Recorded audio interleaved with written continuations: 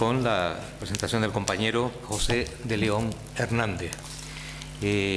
Nos va a hablar de Risco Pintado y de su Risco Caído, perdón, y de su candidatura a Patrimonio de la Humanidad. Hablo de compañero porque estudiamos juntos en la Universidad de La Laguna hace algún tiempo, en los años 70 para allá. Él es un poco más chico que yo, en la promoción de mi hermano Robert, pero conozco su trayectoria desde el principio y es hoy, como pudimos ayer comprobar en el documental que vimos sobre el mundo Amazic, es una autoridad, un experto en los temas de arqueología e historia de Canarias y especialmente sobre el tema del poblamiento, que fue su examen de grado como arqueólogo en la Universidad de La Laguna. Es además, de saberlo, doctor en Historia por la Universidad de Las Palmas y su tesis versó sobre reconstrucción del territorio y las aldeas sepultadas por las erupciones volcánicas del siglo XVIII en la isla de Lanzarote. Ha sido profesor, ha participado en numerosas excavaciones arqueológicas, en las cartas arqueológicas e inventarios y trabajos de recuperación etnográfica en diferentes islas, especialmente Lanzarote y Fuerteventura, y como tal experto en estos temas, hoy tenemos la garantía de que esté situado como inspector insular de patrimonio histórico del Cabildo de Gran Canaria. Lleva muchos años en ese puesto y es uno de los artífices del proyecto de Risco Caído. Los dejo con José de León.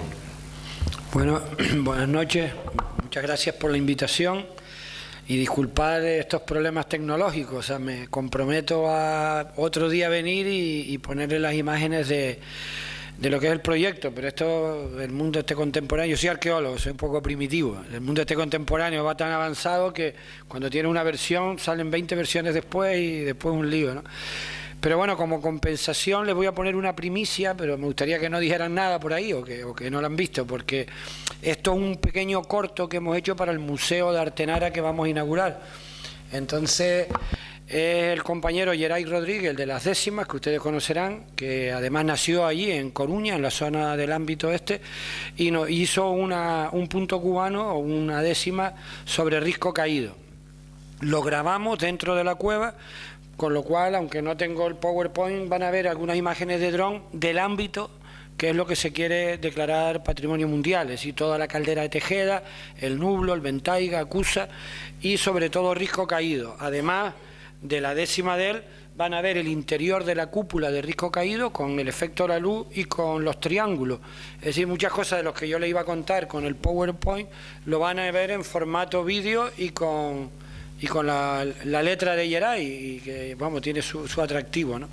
Entonces, si quiero, les pongo esto, que es cortito, y después ya entro en materia, ¿no? Yo siempre cuando hablo acompañado de las imágenes. Yo, como no tengo las imágenes, voy a intentar ser lo más creativo a la hora que ustedes se la puedan imaginar, ¿no? Yo tengo una hija pequeñita, ahora 3 años, y ella tiene no sé cuántos amigos alrededor, que ella los ve y habla con ellos. Pues una cosa así, ¿no? Vamos a hacer ese esfuerzo de imaginación de las cosas que le voy a ir contando, ¿no? Entonces, a ver si por lo menos el vídeo sale bien.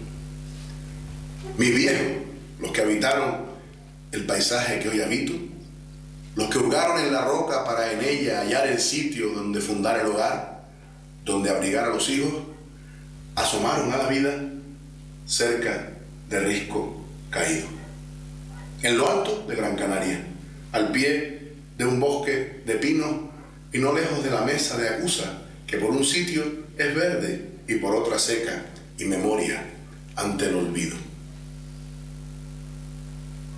Cerca tuvieron la cuna todos los parientes míos, abrigados por la sombra del roquenublo magnífico y no lejos del Ventaiga que emerge desde el abismo para juntar tierra y cielo, lo humano con lo divino.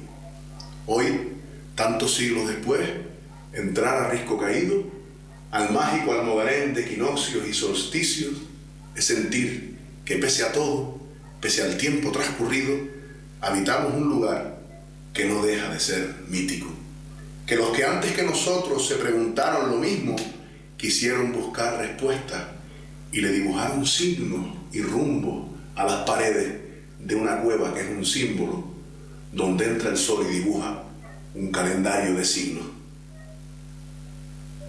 Aquí están los que habitaron esta tierra que nos hizo tal y como somos hoy, como seremos y fuimos. Porque el pasado pasó, pero en verdad no se ha ido. Y está lleno de futuro, como un enorme acertijo, una forma de juntar el final con el principio que debemos descifrar y entregar a nuestros hijos. Y esa encomienda no es más que el eco de un sueño escrito en las mágicas paredes de nuestro risco caído. Tampoco sé que es muy pesado y no... Bueno, por lo menos escucharon la décima muy bonita de Geray y vieron algo del ámbito, ¿no? de esto. Bueno, vamos a ver, la propuesta, lo que venía a contarles que la propuesta para Patrimonio Mundial de Risco Caído, ¿no?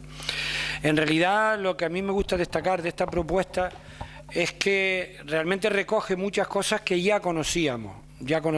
No hay muchísimas cosas nuevas, ¿no? Quizá lo único es la cueva de Risco Caído, que sí podemos decir que es un descubrimiento relativamente reciente. Más o menos en el año 99 del siglo pasado, Julio Cuenca, haciendo un trabajo sobre pinturas rupestres en cuevas, encontró un pajero, porque era un pajero, y bueno, y vio una cúpula impresionante excavada por los aborígenes, ¿no?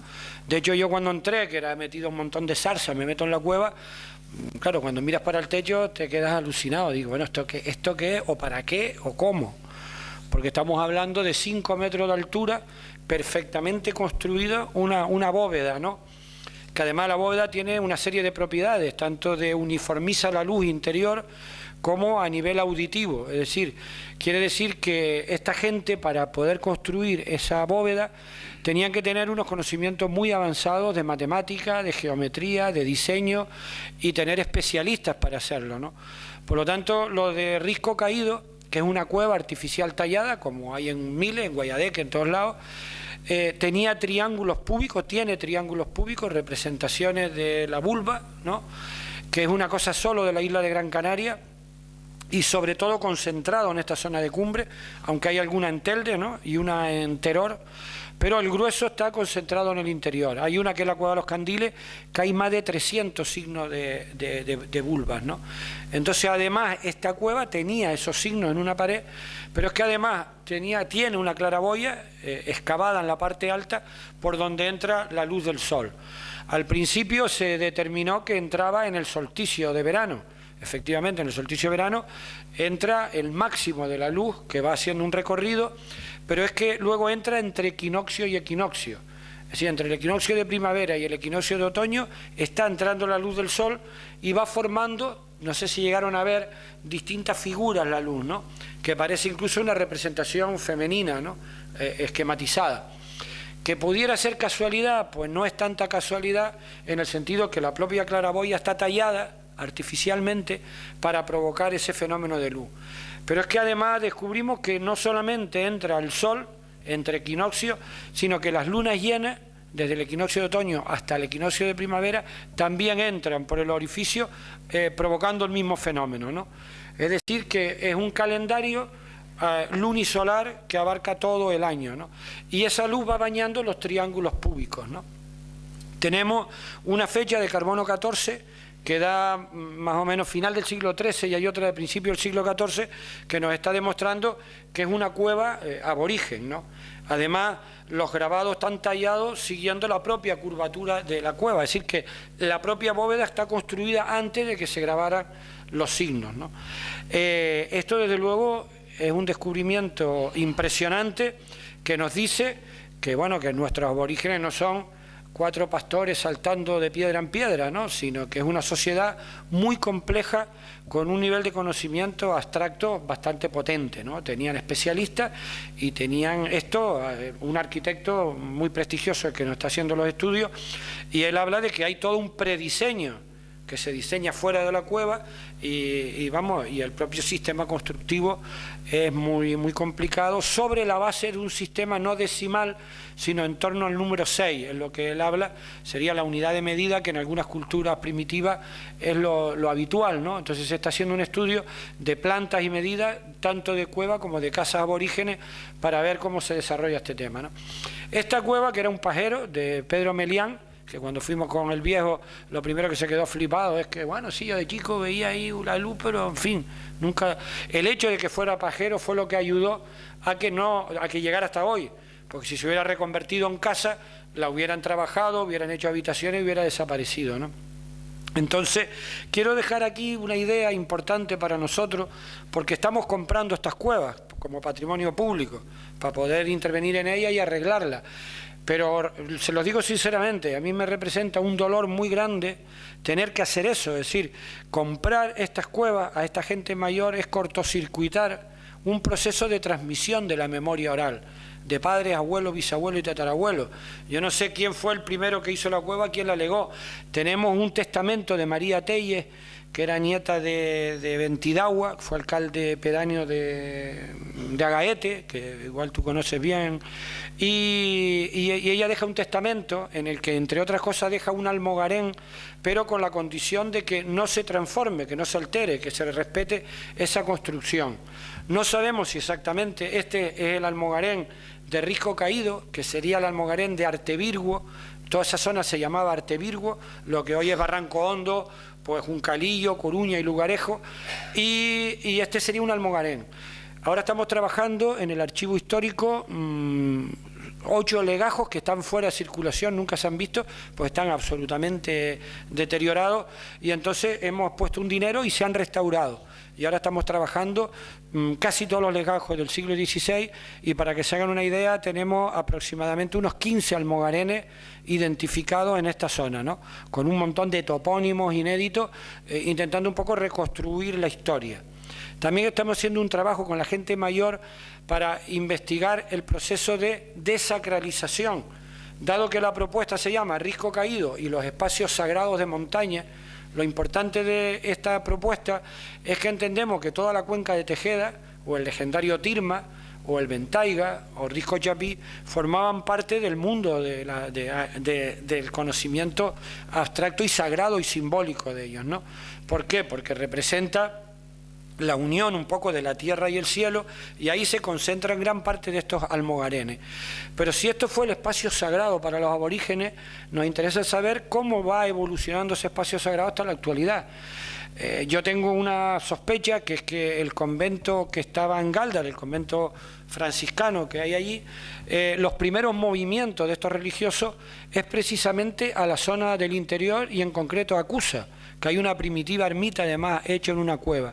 Y por lo tanto, por ejemplo, hemos encontrado en el archivo de la Inquisición una cueva de Juan de Artevirgo, donde denuncia que van brujas, mujeres, a hacer hechizos en las cazoletas de la cueva para luego repartirlo. Es decir, todo ese mundo de transposición de la religión de los aborígenes a la religión cristiana, estamos haciendo ahora un estudio con la gente mayor. Y aparecen cosas muy interesantes, como por ejemplo la Cruz de María, que es un punto de Tamadaba, donde casi todos los viejos hablan de la Cruz de María, donde el planeta Venus se mueve y vuelve atrás, y le pregunta a la gente que por qué en la Cruz de María. Entonces la gente dice que es un cruce de camino de las brujas, ¿no? Es decir, esas tradiciones las estamos recuperando todavía hoy para construir ese armazón del mundo de lo sagrado de este espacio, ¿no? Este espacio, que ya les digo, es Risco Caído con la Cueva de la Paja, que es ese conjunto que tiene triángulo, pero también hemos incorporado la Mesa de Acusa, porque es un poblado impresionante. Estamos hablando de un poblado que fue más importante que Artenara, de hecho llegó a ser el núcleo principal de toda esa comarca prácticamente hasta el siglo XVIII. Piensen ustedes que en Artenara, en el diccionario de Madoz, se hace referencia a 550 cuevas y una casa. Quiere decir que absolutamente todo el mundo vivía en cuevas, la ermita primitiva era en cuevas, los pajeros, los graneros eran cuevas, es decir, que el mundo de la cueva era el mundo fundamental de como pervivencia del mundo aborigen. Además, en Acusa hay varios graneros colectivos importantes, en uno de los cuales se ha hecho un estudio y apareció restos de una cebada que es genéticamente de las más antiguas del mundo. Y ahora se está investigando con un equipo de profesionales, porque es probable que el lugar del mundo donde más tiempo se viene utilizando una cebada hasta hoy sea la cebada aborigen nuestra, que es la misma cebada que usaron los aborígenes, ¿no? Como todo esto tiene que ver con un compromiso de potenciar, desarrollar estos valores, que no se nos mueran, pues estamos trabajando en cosas tan locas como, por ejemplo, intentar poner en producción las cadenas y los cercados que están abandonados, a ver si se puede volver a plantar la cebada, no solo como forraje, sino incluso, vamos, usted dirá, este tío está loco, la gente que está haciendo cerveza artesana, que tú puedas estar vendiendo las cervezas más antiguas del mundo, como marca, que al mismo tiempo te ayuda para potenciar la actividad agrícola ahí, al mismo tiempo te está ayudando para prevenir los incendios, plantando las zonas que están abandonadas, y al mismo tiempo se está trabajando con los pastores transhumantes, que es otro elemento emblemático de esta propuesta. Pastores transhumantes que en Madrid, cuando nosotros presentamos, dicen, no, esto es un valor importantísimo, pero quedan 7, 8 pastores.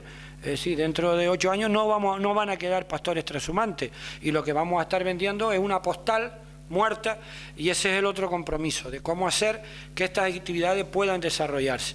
Eso lo estamos trabajando con la gente del sector primario, se está creando una escuela de pastores, para gente joven que pueda acompañar a los pastores y aprender el oficio, o por ejemplo se le va a pagar un dinero complementario a los pastores por la limpieza de los barrancos con el ganado para temas de prevenir el fuego, es decir, generar rentas complementarias a estas actividades para que puedan seguir desarrollándose, ¿no?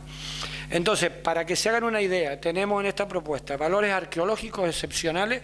En Acusa además hay varias cuevas pintadas, el Ventaiga es el otro gran elemento con Cueva del Rey, y lo que es Risco Chapí y las Moriscas, Cueva Caballero y Candiles, ¿no?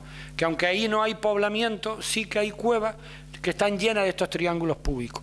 Y luego, pues Tirma, Tamadaba, piensen ustedes que la propuesta coge Tamadaba, llega hasta casi Inagua, va por la zona del Juncal de Tejeda, coge el Roque Nublo, va por todo el Risco Chapí y cierra. Estamos hablando de lo que es la caldera de Tejeda, ¿no?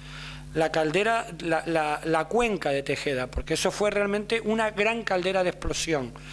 De tal manera que, aunque geológicamente no es excepcional, hay otras calderas a nivel mundial muy potentes, pero es una de las más importantes del mundo. Entonces no entra como elemento excepcional, pero sí como elemento muy importante que enriquece la propuesta. Esta gran caldera de explosión, se los digo porque son de estas cosas que vamos redescubriendo a medida que avanza el expediente. La cueva de Risco Caído que ustedes vieron malamente ahí, o la cueva de la Paja, está excavada en toba, ¿no? Lo que, igual que Guayadé, que Las Tierras, Cueva Bermeja, pero esto es una toba especial, por eso es Risco Caído, se degrada con facilidad. Tienes la formación geológica Brecha Roque Nublo, que es la dura, y luego debajo los canarios sabían que picando ahí construía estas cuevas, pero es muy deleznable. ¿Por qué? Porque en realidad fue un lago gigante. Hubo un lago gigante en aquella gran caldera, que una explosión volcánica muy potente, una lluvia piroclástica, destruyó repentinamente un enorme bosque, ¿no? Entonces, en Risco Caído aparecen algunas cuevas todas llenas de fósiles, de vegetación, de esa lluvia piroclástica, ¿no? Por lo tanto, aparte de estos valores, le estoy diciendo los añadidos a los valores, cómo empezamos con una cueva a lo que se está armando ahora como un gran paisaje cultural con valores de mucho tipo, ¿no? Esto es otro elemento muy potente que está enriqueciendo la propuesta, ¿no? Luego tenemos otro elemento clave que es la arqueoastronomía. Quizá es uno de los elementos más importantes del expediente ahora, ¿no? Donde están trabajando los científicos más importantes, arqueoastrónomos del mundo. Lo presentamos en el último Congreso de Arqueoastronomía Mundial y se ha elegido como caso de estudio el tema de Risco Caído, ¿no? Porque piensen ustedes que si el Almogarén del Ventaiga, si ustedes han estado ahí, es un santuario al aire libre, donde tú buscas el marcador solar al aire libre, lo importante de estos almogarenes en cuevas es como si dijéramos domesticas el conocimiento astronómico y lo metes dentro de una cueva. Construye artificialmente un artefacto para que produzca un fenómeno que tú sabes que exteriormente se da, ¿no? Entonces, esto es otra parte importante. De hecho, se ha propuesto que sea zona Starlight, toda esta zona de la cumbre, porque piensen ustedes que tenemos uno de los 3 mejores cielos del mundo, ¿no? Con Hawái y Chile, es el cielo de las Canarias y los canarios, ¿no? Por lo tanto, imagínense ustedes lo que tenía que ser en aquella época ver el cielo, ¿no? Que no tiene nada que ver con el cielo nuestro, desgraciadamente, ¿no? Y por lo tanto, el tema cielo era un elemento clave para ellos regular su vida, ¿no? Lo que tradicionalmente son las cabrillas, el arado, el Virgo, el Griñán, es decir, los nombres que nuestros viejos le decían a estas constelaciones tenía que ser un elemento muy importante. Nosotros en el Museo de Artenara estamos haciendo una reconstrucción de una película que ustedes no sé si vieron Ventejuí de Armando Ravelo, pues Ventejuí, Armando, es el que nos está haciendo los cortos de un poco el mundo aborigen en esta zona, ¿no? Y por ejemplo nos interesa mucho aportar una visión alternativa también de todo esto, ¿no? Porque yo siempre lo digo, ya está bien de estereotipos, que la gente se cree que los canarios lo único que hacían era enterrar muertos y hacer cacharro de barro.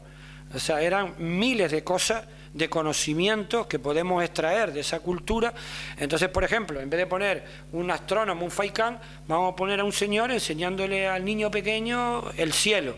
Es decir, escenas un poco más cotidianas que nos ayuden a comprender esa realidad, ¿no? Entonces tenemos arqueoastronomía, tenemos lo religioso o lo sagrado, que ustedes saben que según las crónicas habían como 2 grandes zonas, que era Tirma o Amagro o Umiaga, depende de los autores, hablan que vendría a estar por la zona de Tirajana. Está claro que el mundo no era Risco Caído y esto, el mundo estaba en la costa, los grandes poblados estaban en la costa, estaban en Gáldar, estaba en Telde, estaba aquí en Agüime, y ahí donde estaba el grueso de la población, ¿no? Habían santuarios también en la parte baja, o en Orgazales, o en el Coronadero, es decir, tenemos que entender la sociedad aborigen en su conjunto, pero la particularidad de este espacio es que es una arqueología de montaña y una arqueología vinculada mucho más al mundo de lo sagrado.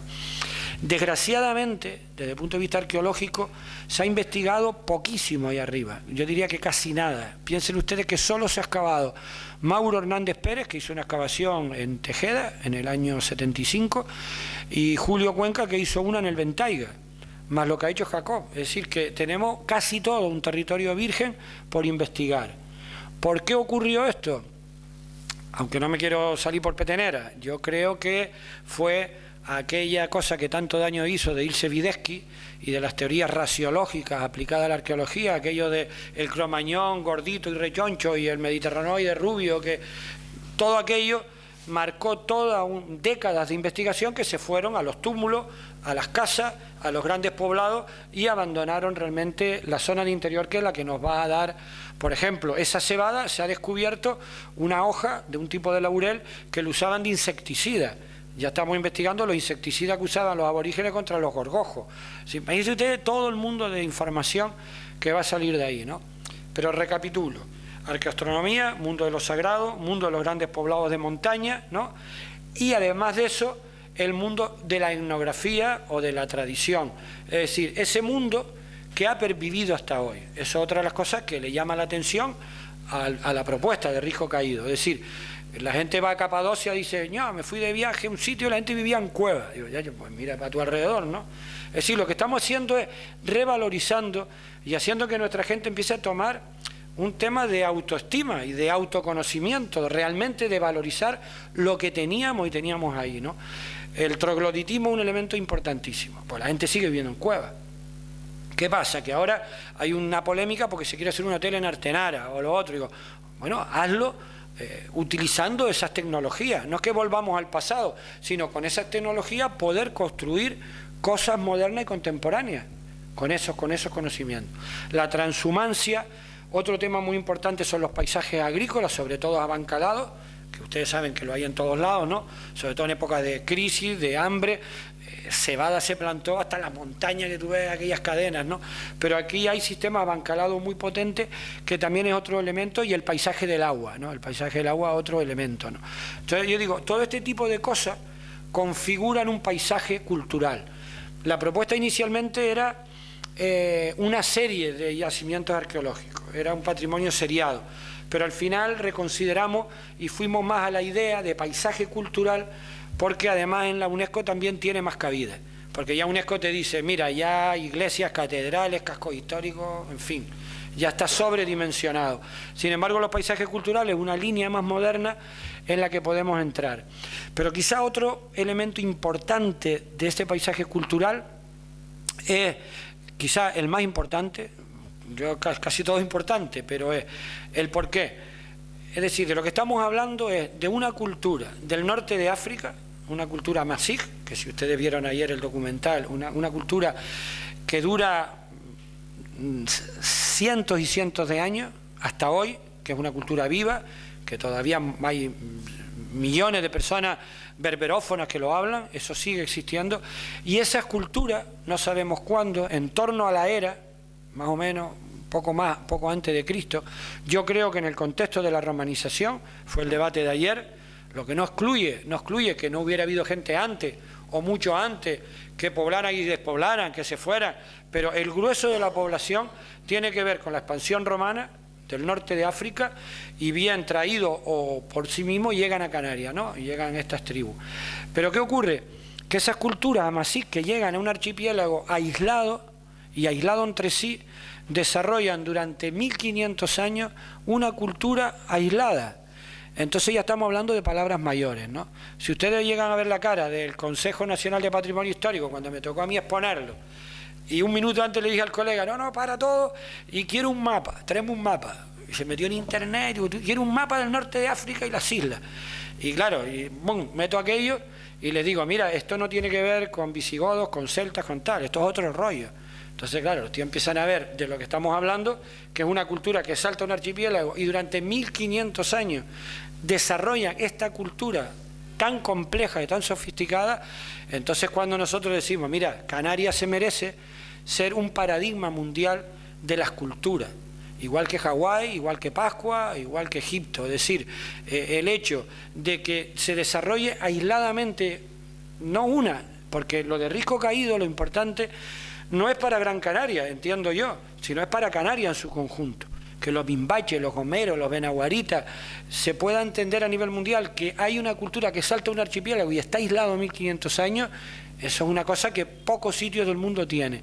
Y si encima Gran Canaria tiene este nivel de riqueza y de complejidad, mucho más. Pero eso nos hace plantear otra cosa, que muchas veces tenemos ese debate. Sí, somos cultura amasí. En el Barranco de Valo está lleno de inscripciones amasí, o en el Draguillo, en fin, que están ahí. No sabemos quién la hace ni cuándo se hace, quién la hizo. Los primeros que llegaron sabían escribir y estuvieron un siglo escribiendo y se olvidó. Lo siguen escribiendo y ya sin saber que es una escritura, sino reproduciendo signos. ¿Puede durar 15 siglos una escritura en manos de 4 o 5? Son preguntas que son muy difíciles de contestar. Pero lo que sí sabemos es que la cultura del siglo XV aquí ya no es una cultura amasí. Es una cultura amasí en sus orígenes, pervive la cultura amasí, pervive en la toponimia, pero piensen ustedes que ya es una cultura propia, nuestra, canaria, porque gran parte de lo que se construye, lo construyen aquí. Y seguramente este mundo de lo mágico y lo sagrado son respuestas que tienen que dar aquí al aquí, ¿no? Yo soy de Lanzarote, por ejemplo, en el norte de África no hay volcanes.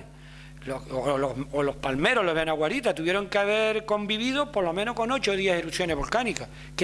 Bueno, si la caldera de Bandama es verdad, como se dice, que la explosión fue conviviendo con la población aborígenes, usted imagine la población canaria con un volcán de explosión impresionante conviviendo, si eso te marca. De hecho, yo tengo una hipótesis que los grandes cementerios en Malpaís igual viene de un elemento de conocer lo que es una colada y darle un valor sagrado, ¿no? Pero lo que quiero decir que ahora mismo con esta propuesta estamos redescubriendo muchas cosas que son construcciones propias. Por ejemplo, otra cosa que se quedan flipados es que todo esto se hace sin metal. es que no había metal. En cualquier pueblo del mundo hay metal y desarrollan las culturas sobre la tecnología de un metal. Pero es que aquí no hay ni sílex, que en los pueblos donde no hay metal tienen una piedrita sedimentaria que es muy fácil de tallar y hace virguería, ¿no? Cuchillo, herradera. Aquí tampoco lo hay.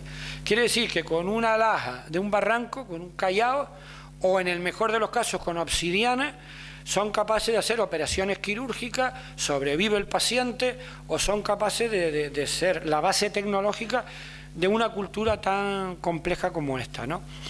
Entonces, no sé si un poco les he transmitido de lo que va la propuesta de Risco Caído. Ahora, ¿en qué momento estamos?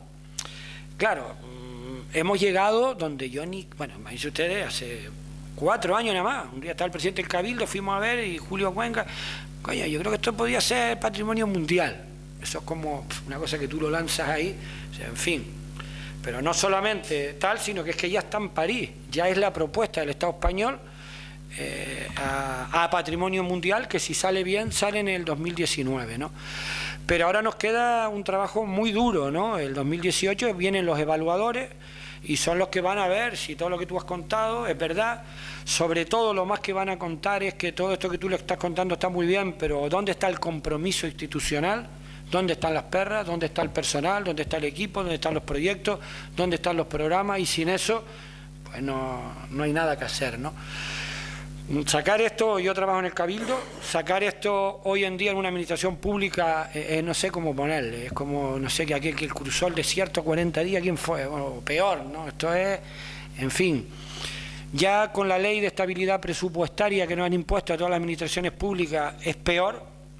Ya cuando nosotros vamos a poner en marcha un proyecto para restaurar una de estas cuevas y tenemos que estar 8 meses en intervención con personal, con esto, con lo otro, y te vas a cabrear con la pobre trabajadora que tiene la mesa así y te da pena. Es decir, ese es el escenario en el que, digo, este es el escenario de lo real, ese es el escenario real.